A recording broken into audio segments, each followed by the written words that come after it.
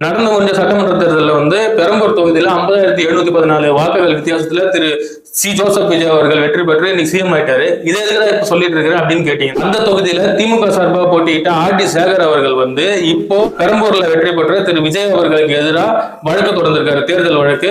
அவர் மட்டும் இல்லாம அதே தொகுதியை சேர்ந்த தினேஷ் மற்றும் லட்சுமி நரசிம்மன்ங்கிறவங்களும் அவங்களும் வந்து வழக்கு தொடர்ந்திருக்காங்க. இது மட்டும் இல்லாம வில்லிவாக்கம் தொகுதியில அமைச்சர் ஆதவர்ஜினாவோட வெற்றியை எதிர்த்து அதே தொகுதி வாக்காளர் சிவராஜ்ங்கிறவரும் வழக்கு தொடர்ந்திருக்காரு. ஆர்கே நகர் தொகுதியில அமைச்சர் மரியவல்சனுடைய வெற்றியை எதிர்த்து அதே பகுதியை சேர்ந்த தொகுதி வாக்காளர் மருது கணேஷ்ங்கிறவர் வழக்கு தொடர்ந்திருக்காரு.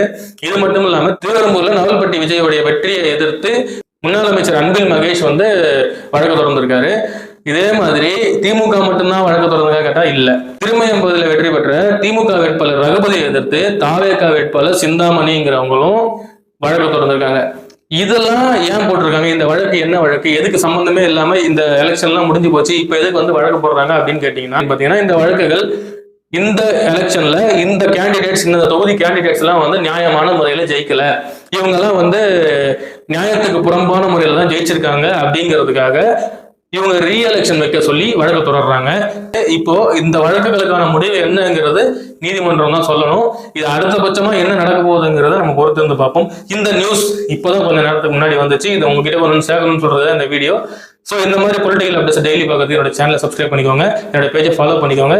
இந்த கண்டென்ட், இந்த நியூஸ் எல்லாருக்கும் தெரியும்னு நினைச்சீங்கன்னா 4 பேருக்கு ஷேர் பண்ணுங்க. அண்டில் தென், பாய்.